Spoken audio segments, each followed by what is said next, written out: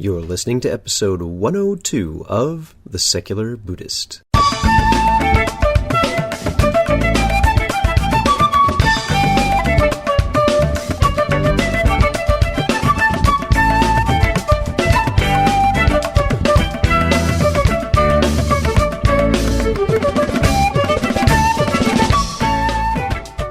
Welcome to The Secular Buddhist. I'm Ted Meissner.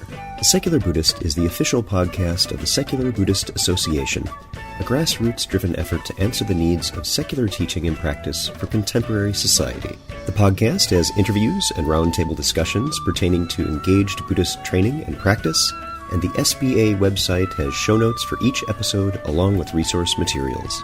Though the podcast focuses on core practice from a secular viewpoint, more traditional teachings are welcome and openly discussed. Martine Batchelor speaks with us about her book, Let Go, a Buddhist Guide to Breaking Free of Habits.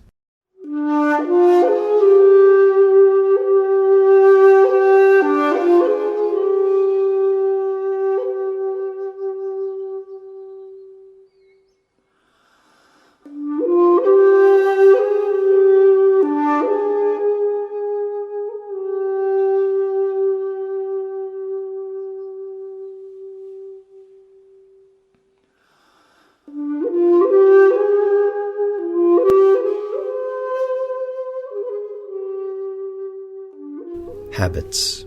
We all have them, most insidiously if we aren't even aware of them.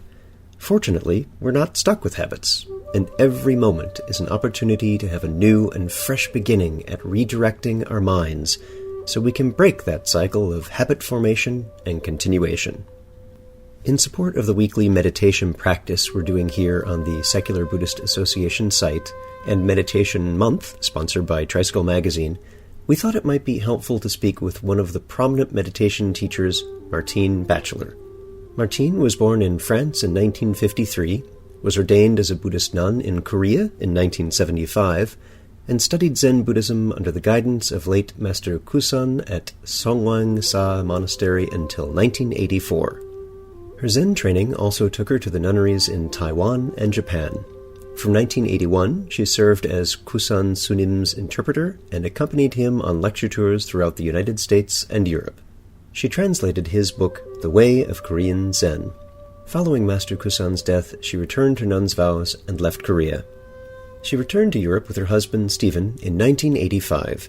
She was a member of the Sharpham North community in Devon, England for 6 years, worked as a lecturer and spiritual counselor at both Gaia House and elsewhere in Britain. She was also involved in interfaith dialogue and was a trustee of the International Sacred Literature Trust until 2000. Martine is the author of Principles of Zen, Meditation for Life, The Path of Compassion, Women in Korean Zen, and Let Go, a Buddhist Guide to Breaking Free of Habits. Her latest book is The Spirit of the Buddha. With her husband, she co-leads meditation retreats worldwide. So, sit back, relax, and have a nice French lemon ginger tea. And our guest today is Martine Batchelor. Martine, thank you so much for being here. Hello, Ted. It's very nice to be here. And hello to everybody. I know the guests have been very eager and excited for this interview because we did post a page to have questions asked of you. So I do have several of those ready. And we will be talking about your book, Let Go, a Buddhist Guide to Breaking Free of Habits. But first, let's get an introduction to you. Why don't you tell us about your background, because that's really quite a fascinating one for us. Well, I come from actually a very secular family. And my family is nominally Christian, but that's cultural Christian. They go to church 3 times in their lifetime. When they're born, when they marry, when they die. The big life events, yes. Yeah. And now they're starting to cut even that. So so it was more like a socialist family. And so I was really not interested in religion. We had kind of like a very bad idea about religion. And I was more interested in politics. And from a young age, I wanted to save the world. From age 10, And I was wondering how to go about doing that. And I had a bit of grandiose idea about being president of the French Republic, then, working in the kind of assembly, then I kind of downgraded to journalist. And at the same time, I was reading, being like a bit of an anarchist and going on demonstration, a bit like Occupy, makes me think about my youth. Yeah, yeah. A lot of us who were raised in that time where demonstrations were a very active part of social engagement, we're seeing quite a resurgence of that, and it's taken us back to the good old days.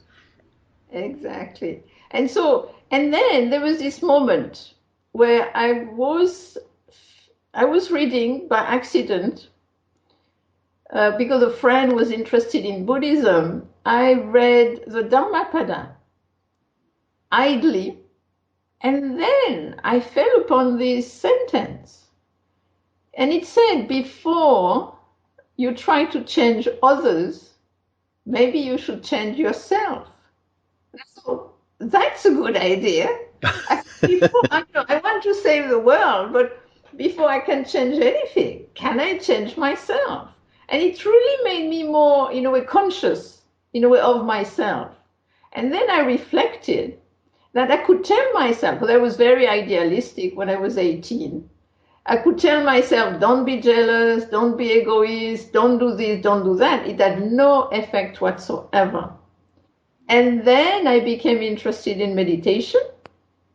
And then I tried to go to university, but that did not really work for me, let's say. I did not stay very long. And then I left. I went on the road at age 22, and a little with the idea to find a teacher, to find something. And then by accident, I ended up in Korea. And in Korea, I came up the biggest ceremony of the year in the monastery. And a woman asked me, she was about 40, 50 years old, Korean woman who spoke a little English. And she asked me, and I was age 22, are you married? I said, no. Do you have children? I said, not. Are you studying? Not. Are you working? Not. And then she said, instead of thinking, gosh, this lady, what's the point of her life? She said, wow, if I was in your conditions, I would become a nun. This is a thing I always wanted to do in my life, and I could never do because of my various responsibilities. And then I thought, why not? She has a point. I could become a nun because in the last 4 years of living quite freely on my own, I realized that I kept making the same mistake and causing suffering to myself. And I thought, maybe if I become a nun, I will stop making the same mistake. Maybe meditation will help me. And so I decided to become a nun. And so I was a nun for 10 years in Korea, which was the greatest place to meditate, because you can meditate 6 months of the year, 10 hours a day, which is wonderful training, wonderful people. And then after 10 years, 9 years, the master died, and then I left the monastery. I encountered Stephen, we got married, then we went back to live in England in a Buddhist community, which was a very interesting experience. Living in the Buddhist community for me was major training. And then after 16 years of living in community and working with various Buddhist things, then we came back, and now we are living in France, independent. Wonderful. And so you've traveled quite a lot as well. I know in the book you mentioned some of your travels to Africa. Tell us a little bit more about that. Well, after we came to live in France, it was more possible for Stephen and I to travel and teach. And so we were invited to come to South Africa, which was for us was a real discovery. And it was just after the apartheid finished, because before that I could not have gone there. And so it was very interesting because we have been there several times over the year, and it was so wonderful in a way to see how things change. Like when we first came, you could still feel the difference between the white, between the African, between, I mean, everybody has names, the colored, I mean, it's, different languages, and they could really be separate. And then as we came back year after year, every 2 or 3 years, we could see how they started to mix more, that it became more kind of like they were more together in public places. And that was very interesting to see. And in terms of the teaching, it's kind of like South Africa is like kind of such a different place to teach, very different at so many different levels. Now, in the book Let Go, we'll focus on that for a bit. Again, the subtitle is A Buddhist Guide to Breaking Free of Habits. What was it that led you to write a book? And you have, by the way, I'll just mention to the audience, you've written many books over the years, and they're available on the interview page for this interview. What was it that made you write one specifically about habits? Because I started to teach, and as I was teaching and then doing private interviews with people, I realized that the problem people were having were not with the meditation. And I know meditation is not necessarily easy, but I would say most people can do meditation and most people can benefit from meditation. But what I could see was the problem they were having was with their habits. So it seems to me, and I also saw that with my friends, my other teachers. I could see that there were people who had practiced a lot, who had, had experiences, and read a lot of the sutta, even had done a lot of psychological work, and they were still caught in their habits. And so that's why I became more interested in what I would call pragmatic Buddhism, which is about, sitting on the cushion is fine, but how can you translate that in your daily life? Because the problem in daily life is that if the conditions are fine, you're a pretty good Buddhist, meditator, whatever. But when the condition becomes difficult, then it's kind of like a survival mechanism. We go back to our habits. And generally, those habits are painful habits for ourselves and for others. And that's the reason I got interested in habits, because I kept seeing this as a blockage, as a limitation, as causing suffering, not only for myself, for the people I saw, but also even for people who had practiced a long time. Yeah, it's interesting that you brought up the point, which is very, very true, that we meditate in our optimal conditions, sitting on the cushion. But meditation isn't really about meditation. It's about what we take from that practice into our active engagement with life. And we may have a very well-controlled life situation in which we're, say, a monastic, and we have intentionally cut ourselves off from some of the challenges that we might have. And of course, there are other stresses involved with that. But for most of us who don't take that route in life, it was interesting that you were still seeing in people who are very well practiced meditators that they were still having challenges with bringing that to bear because of their habits. What have you found that works best with helping people to disengage and disconnect that cycle before it really gets going? You see, I think what we have to be careful first is about the way we look at meditation. If you look at meditation more from the point of view of this is what's going to help me to have special experiences, which then will help me to break through to some, whatever people think it is. But to me, the problem is actually partly there. I think the experiences are like cherry on the cakes. It's nice, but that's not what's going to make a difference to the habit. I feel what makes a difference to the habit are actually the essential component of samatha and vipassana, which you find in all tradition: concentration and experiential inquiry. So we have to go back to those components instead of thinking the breath is the only way, or visualization is the only way, or questioning is the only way, or just sitting is the only way. We have to see what is it in meditation that can make a difference. And I think what can make a difference is the fact that we try to concentrate.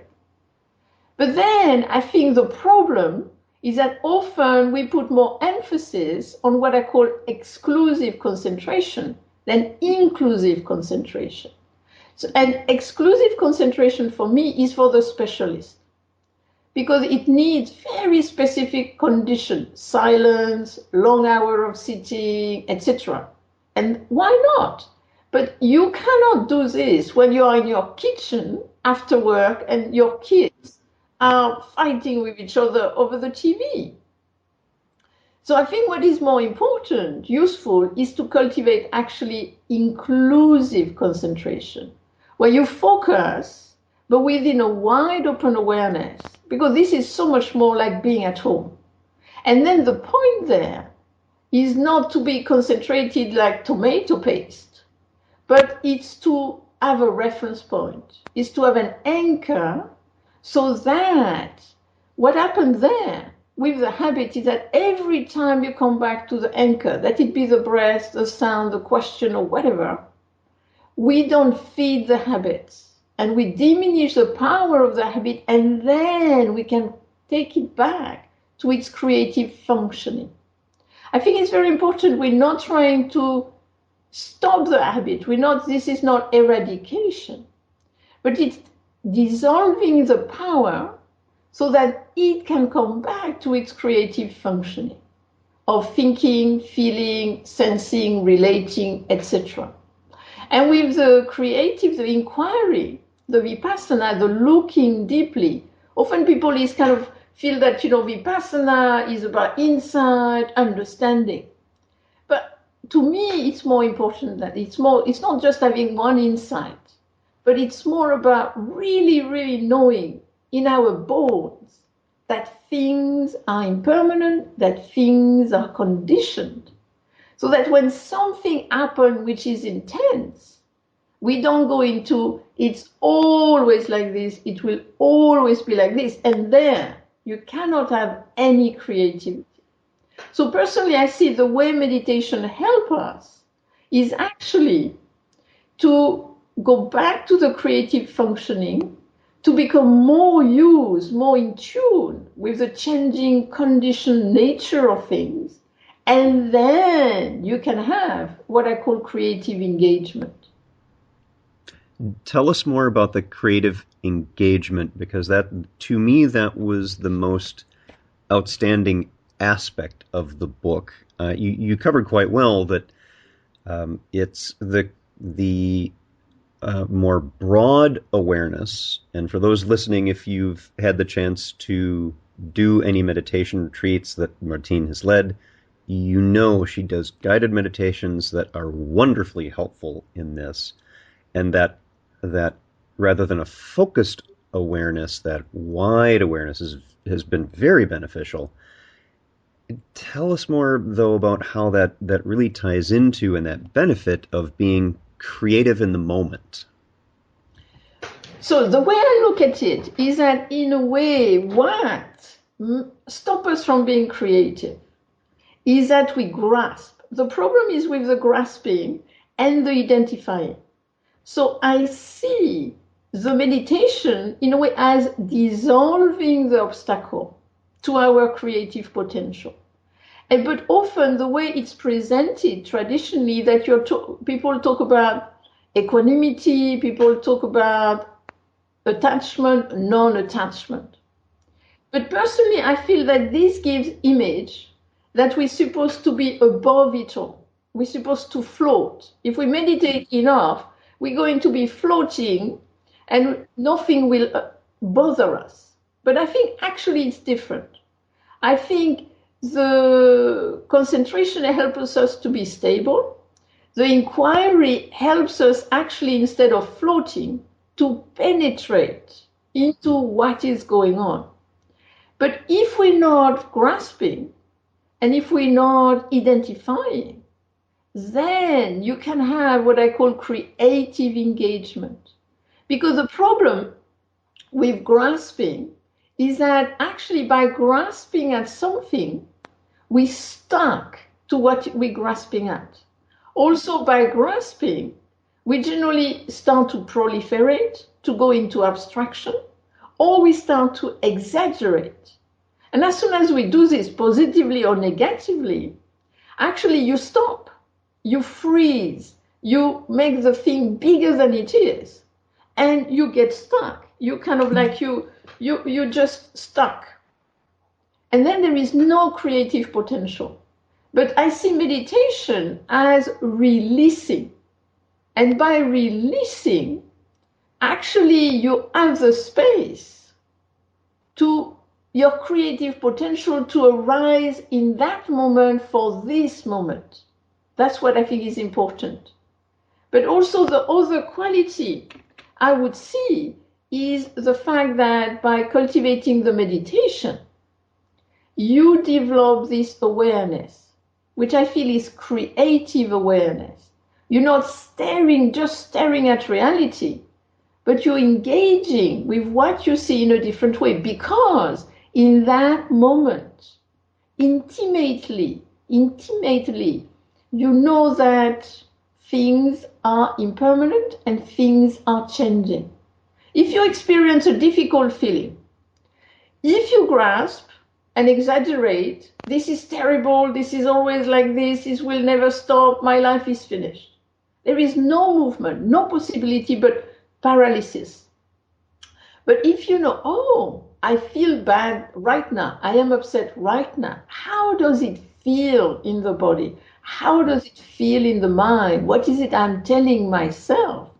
And then to see that because of conditions, it's not always like this.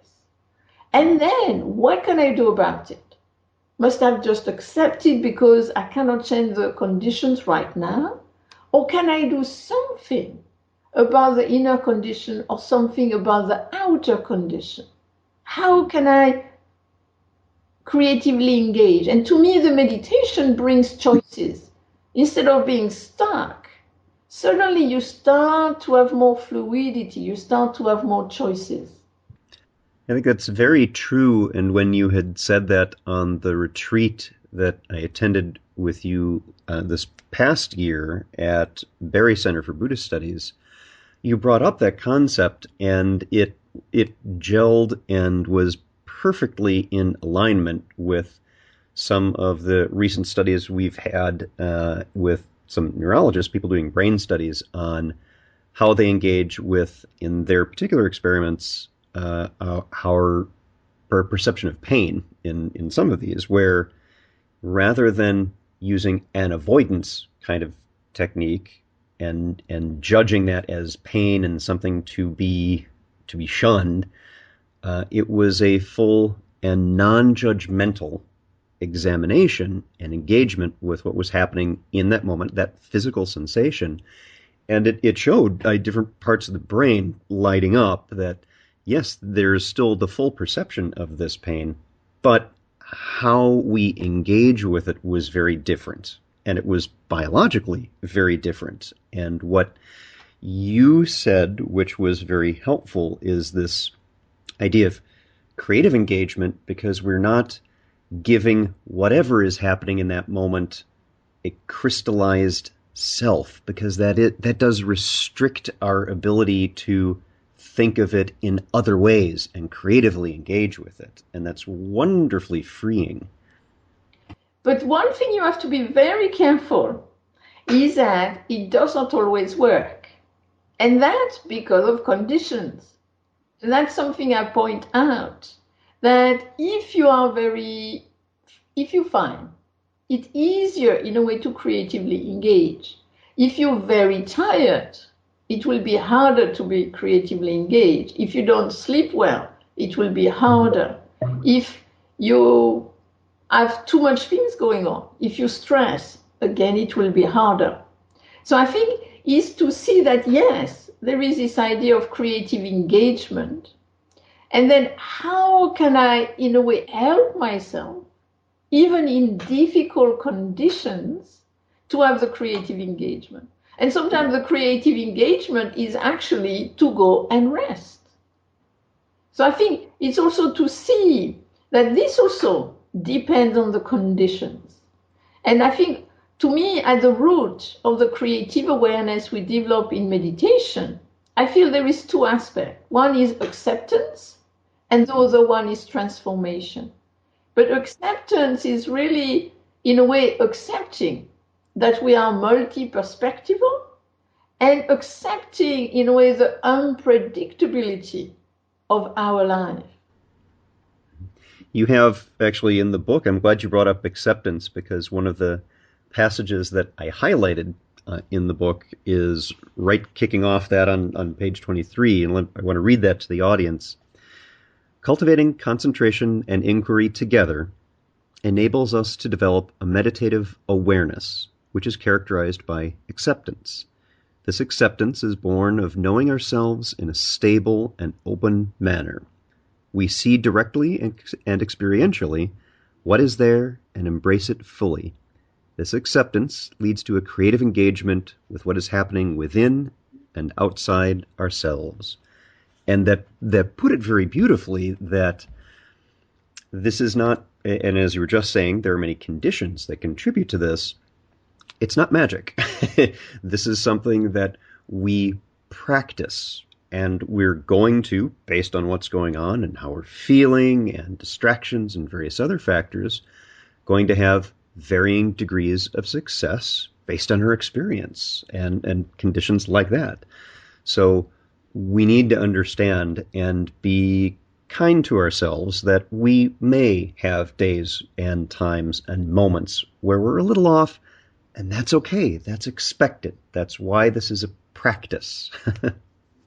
Yeah, you see, that's why I think, in a way, acceptance is really to say, okay, this is what is going on. And just sometimes you feel well, sometimes you feel agitated, sometimes all kind of things happen. And because often people think it's just inside. I don't think it's just inside. I think a lot of the conditions are really outside of us being able to do much about it. And so in a way is to see that there is this kind of encounter between inner conditions, outer conditions. And to me, acceptance is actually not resignation. That's the way it is, can't be helped, too bad, tough, bad karma, whatever you call it, which I would call a little fatalistic. But to me, acceptance is helping us to see things really clearly and to actually have this creative exploration of the different dimension, of the different aspect, of the different influence in our lives. And to see that we are, in a way, much more influenceable than we think. We are much more. And also the other thing is, to me, one of the key things in the meditation is to develop that stability and that openness. And I would say it's nearly physical. And that's why I think it's very important that when we sit, we don't just sit with the mind. We sit with the whole body-mind complex. And so not that we need to have, the perfect 150% sitting posture, but when we sit, to really be aware of our posture and time to time to go back to the posture, and in a way to go back to the stability of the posture, to the openness of the posture. And often I give this kind of image at the beginning of the sitting, that we sit as grounded as a mountain, and at the same time as open as the ocean. And I think to me, the meditation is about that, cultivating over time, organically, this stability and openness, so that when something happens, even disturbing, we can have the refuge in the stability in the body. And at the same time, having the spaciousness to be with the difficult things, the difficult feeling. But I think that, in a way, refuge of the bodily stability, that I think is really essential. In the book, you have at the end of each chapter some practice exercises for people that I found to be very helpful and practical in their use. And one of the techniques that you've mentioned from your Zen background is what is this? Tell us about what is this and how that works and why it's helpful. So what is this? First, we have to see this is just one technique among many other techniques. I think I am not like the person who think, this technique is it. I think people, personally, I am what I call a multi-choice teacher. That I think is a technique which suits you better for the moment. Because I think there is enough pain in the world. You don't need to add some by giving you a technique which doesn't work for you. For example, if you're asthmatic, I would not recommend the breath. If you have tinnitus, I will not recommend listening, especially in a room. The questioning. Some people love it. Some people think, why am I asking this stupid question? And some people, it makes them a little anxious, and I would say don't do it too much. But personally, I think it's a very good method. I mean, I did it for many years. I'm still doing it. And to me, what it does, it actually brings a little energy, a little spark. And I think this is something you can easily combine with awareness practice of the body, the breath, the listening, whatever. So, the questioning. The first thing about this method is to see, because this is a Korean way to do it, not the Japanese way, which is a bit different, is that it's not about answering. It's not a practice of answering, it's a practice of questioning.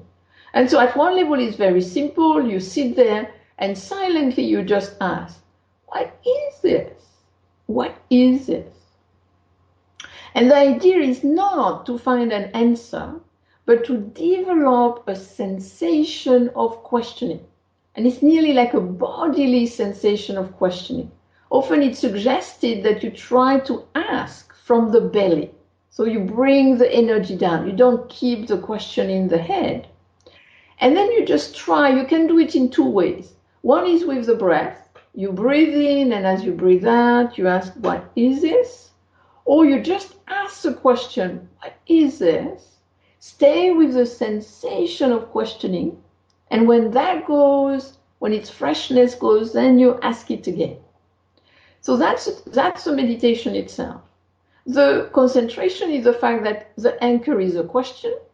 The inquiry is that it's not a mantra, you don't just repeat it, but you really ask the question. And in a way, what you're trying to become is a question mark. And what is interesting with this question is that I think it brings fluidity. It brings this creativity. It's very interesting practice. It is, and that's exactly what I found in doing it when you were bringing that topic up in our meditation, is that the tone it changed in my mindset, in my attitude about that moment and that meditation session, and as I carried that on throughout the week, was a much more open and inquisitive engagement that allowed me to see a bit more deeply into what was happening moment by moment. So combining that with the creative awareness, those two were wonderful supports. And what I found most useful about them is they translated off the cushion throughout the non-meditation times. Yeah, I mean, this is, to me, the thing about the questioning, is that it's kind of like although it's kind of, you think it's a thought, but actually it's a thought which is bringing you back to what's going on now. How can I really be here and now? And kind of, in a way, engage with what is now, instead of being lost in the past or in the future or worrying about this and that.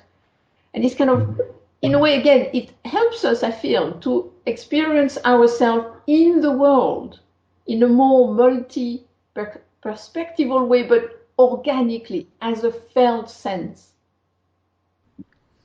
It is, and that feeling tone really, really helps. So people who are listening to this episode, that's something, give it a try and see where it takes your practice, because it's more restrictive when we look at our meditation as you do it exactly this way and you sit exactly thus and your mind should do this and nothing else. That's very restrictive. And in many of us, and we've also experienced this in some of the meditation instruction from Jason Siff, we need to break out of those bonds a little bit and explore those areas that we typically don't, because there's some very interesting things to find out about ourselves in those creative engagements. If people are interested on Facebook, on Facebook or also on YouTube, I have put the instruction in meditation on the what is this. Excellent. In fact, what I'll do is I will embed that in the episode page for this episode. So be sure to check that out. Terrific. Thank you very much. I wanted to get to a few of the questions that listeners have submitted on the Secular Buddhist Association website. So we'll just go through a couple of those. The first one is from Myron, D8. And just a couple of questions, and I'll focus on one for meditation. And Myron asks, many people who are born and raised as Buddhists do not meditate. How do you see meditation in relation to core practice? There's so many types, and not asking for a prescription, but just an opinion on the place at which meditation holds for a practitioner, given the time crunch in Western societies. Just some simple practice ideas. So first thing is, in a way, some people don't seem to meditate in the East, or the people who are Buddhist. But again, different tradition will have different way to meditate or think about it differently. Secondly, I think it's very important to see that meditation is embedded in the three training of ethics, meditation, and wisdom. So the practice is about practicing the three together. And the three are going to help each other. Ethic is going to help meditation, which is going to help wisdom, and vice versa. So to see that it's not just about meditation, but about the three being cultivated together. In terms of meditation, there are so many different types of meditation. But if we talk about awareness practice, which personally I feel are some of the easiest meditation to do, how much to do every day? I would say 10 minutes. Do 10 minutes and don't make it complicated. Just sit down and just the first thing that seems to come to you, that it be the breath, the sound, the body, the questioning, a mantra, whatever it is, just do that. But be aware that when you sit at home will be different than when you sit on retreat. The mind will, because the conditions are wider, the mind will not be in a way in the depth element, but more in the width element. And there it's really more about coming back time to time to the anchor. Then I think what is important is to see you can also meditate lying down in bed at night, just 5 minutes. When you go to bed, you lie down just being aware of the breath, being aware of the body. There I would not recommend doing the question. That might keep you up. But doing the breath, doing the body, I think is very good way to go to sleep. If you wake up in the middle of the night, instead of worrying about not sleeping, just being aware of the breath, being aware of the body. You wake up in the morning, if you're not like a quick riser, just again for 2-3 minutes, being aware of the breath, being aware of the body. And there doing the questioning can be good, or listening. Again, you have like 10 minutes. Another place I would put meditation is lunchtime. Nowadays with lunch break, a lot of people work or talk and they don't have breaks through the day. And I think that's then you get stressed. And so what I would recommend for your lunch break, at least 5 minutes. Can you either eat your sandwich mindfully, Or can you just go sit on a bench and be sitting there mindfully? Or if you sit all day, can you just go and walk for 5 minutes mindfully, just as a way to break the day and just come back to that posture of stability, of openness, of creative awareness. Also in the day, if you get really agitated, just for 10 seconds, back to the breath, back to the body, back to the feet, just for 10 seconds, as a mean to recenter. If you really feel agitated, I would even say, if you can't do it where you sit, go to the bathroom, sit there, and just for 2 minutes, try to just be aware of the breath, of the body, and then go back to work. So to see that the meditation does not require a special room, a special cushion, a special candle. We can do it anywhere. Another question from Stokey, and this ties into something you said a moment ago that I'll bring this back to. He asks, in every culture, there are different pitfalls when it comes to understanding Buddhism. After having heard about the pitfalls of other cultures, what do you think are the biggest pitfalls to a secular or Western Buddhism? Well, you see, it depends what we're talking about. Are we talking about Buddhism? Are we talking about meditation? Are we talking about which type of meditation, which type of Buddhism? This is a tricky question to ask. Yes.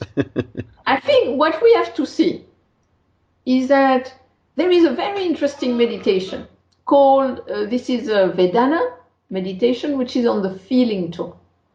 And this is not an easy meditation to do because at any given moment, we have a lot of feeling tones. What we hear, what we taste, what we think, what we feel, etc., etc. So at any moment, you have all these coexisting feeling tones. And it's actually very hard to be aware of all of them at once. That's not the idea of that meditation. Generally, it's better to focus on any one at any given time. And I think this is the same with this question, is that you could answer it in so many ways. Because whoever it is, in the same way you cannot be aware of all the feeling tone at once, in the same way that you cannot do all the meditation in one single moment, that it depends. Each of us have to choose. So I think you have also different type of secular Buddhists. And what is interesting is what we choose and what we reject.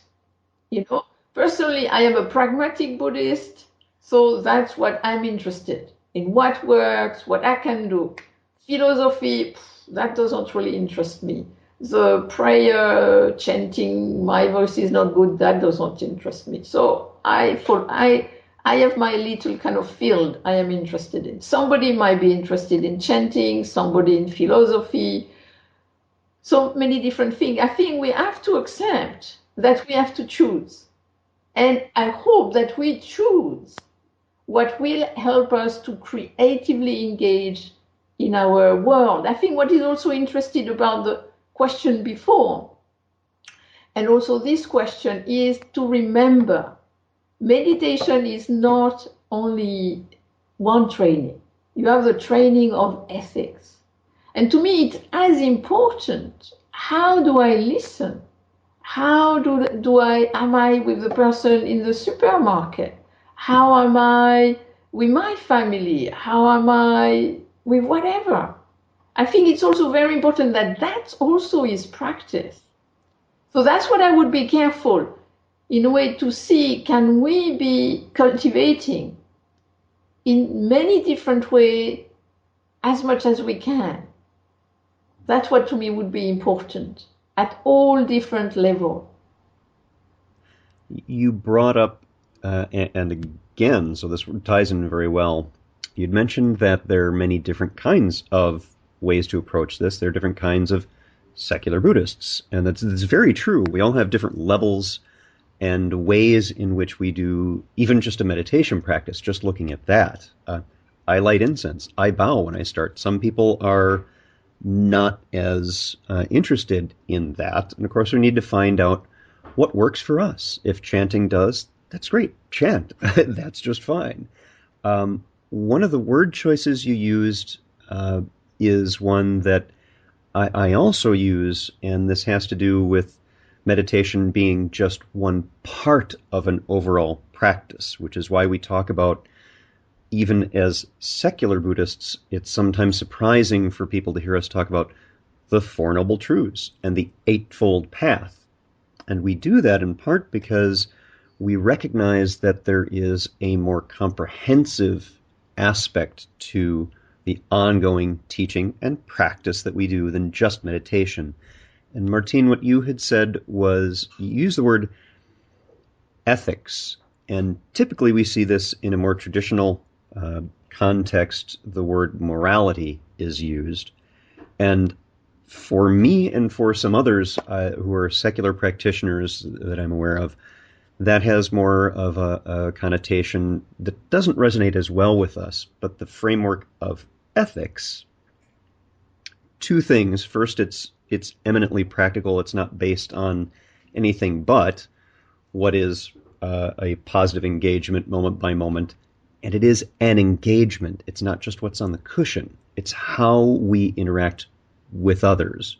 So I do appreciate the use of ethics as well, because we can look at it as that if we have some challenges with the concept of morality, but the practice itself and what we're doing is still the same.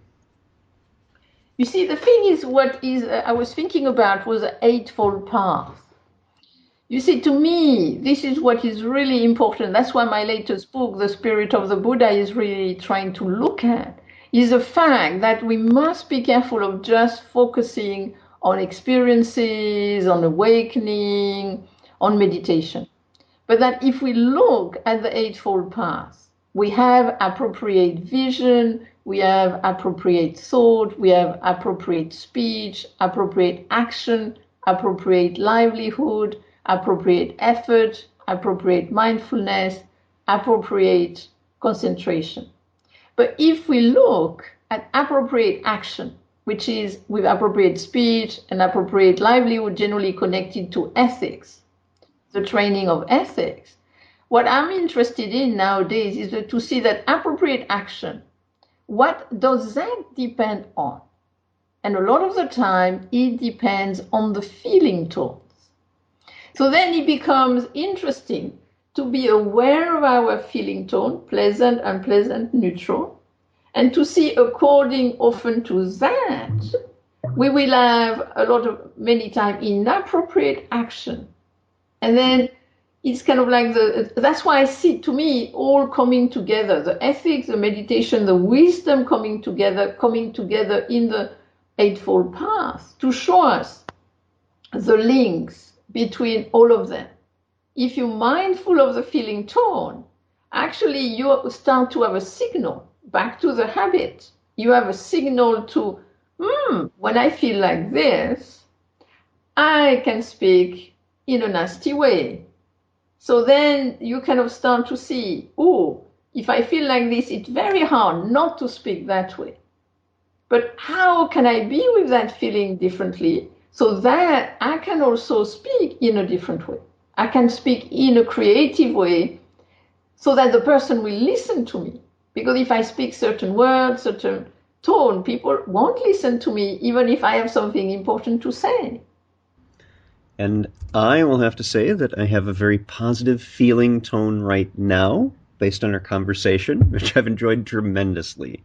People who are listening to this podcast, if you'd like to find out more, as I mentioned, I will be embedding at least one video and links to Martine and information about her and her books as well. The one we've been talking about specifically today is Let Go, a Buddhist Guide to Breaking Free of Habits. And hopefully we can convince Martine to come back and speak with us again about her more recent book from last year, I believe it was, The Spirit of the Buddha. Martine, thank you so much for being here. It's wonderful to speak with you again. Thank you. And for everybody, have a good life.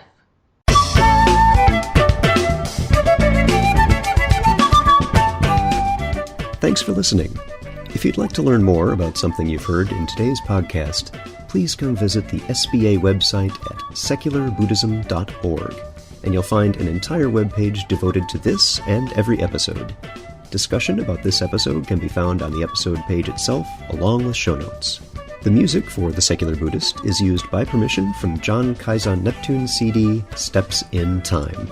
Additional music is provided courtesy of Monty Levinson of Taihei Shakuhachi and Rodrigo Rodriguez.